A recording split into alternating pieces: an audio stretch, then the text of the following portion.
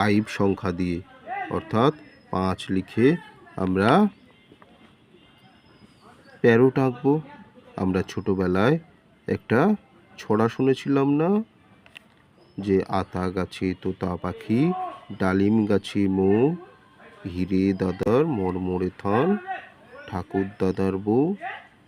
তো দেখো আমরা 5 দিয়ে কিভাবে সুন্দর করে তোতা পাখি আঁকি। এই হয়ে গেল ডানা।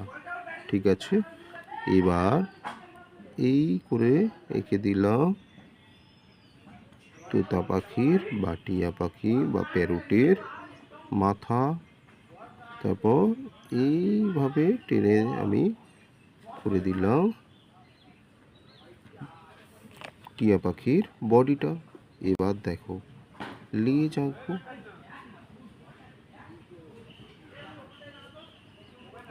লেজ হয়ে গেল। এবার কি আঁকবো? ঠোঁট।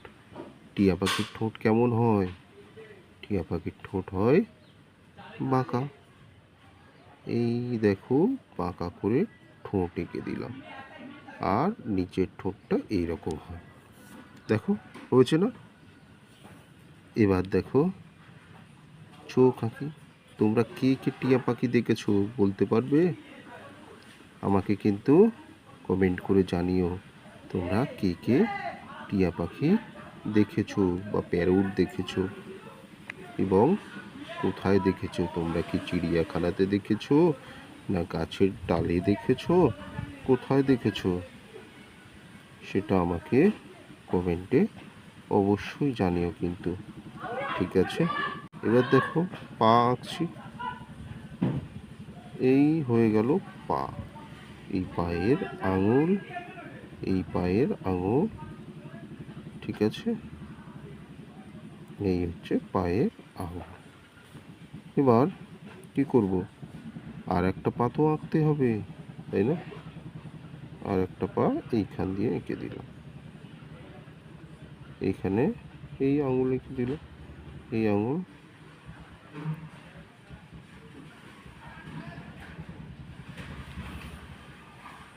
হয়েছে?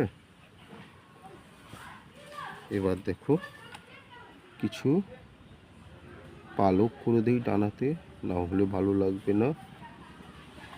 তোমরাও এইভাবে প্যারট আঁকো, আর প্যারটের ডানাতে পালক এঁকে দাও। হয়েছে না? সুন্দর হয়েছে, তাই না? তোমরা আমাকে কমেন্টে জানিও তোমরা কে কে টিয়া পাখি দেখেছো সত্যিকারে।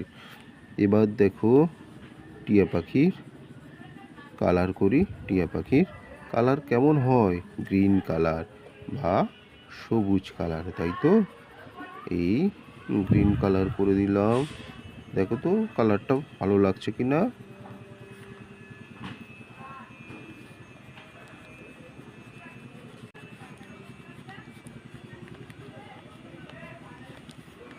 এই হয়ে গেল টিয়া পাখির কালার।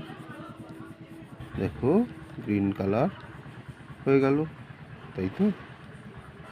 এবার কি আঁকবো বলো তো? এবার কোন জায়গায় কালার করব?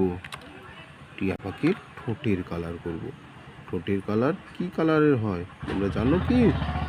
টিয়া পাখির ঠোঁটের কালার হয় লাল বা রেড। ঠিক আছে, এই দেখো রেড কালার করে দিলাম। এবার দেখো ভালো লাগছে না? হ্যাঁ হ্যাঁ, এবার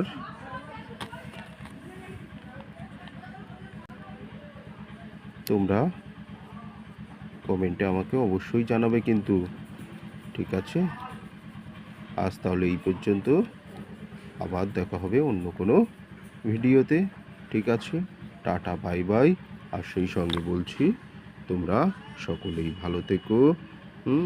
তোমার বাবা মায়ের কথা শুনো, পড়াশোনা ভালো করে করো, আর সঙ্গে ছবিটাও সুন্দর করে আঁকবে।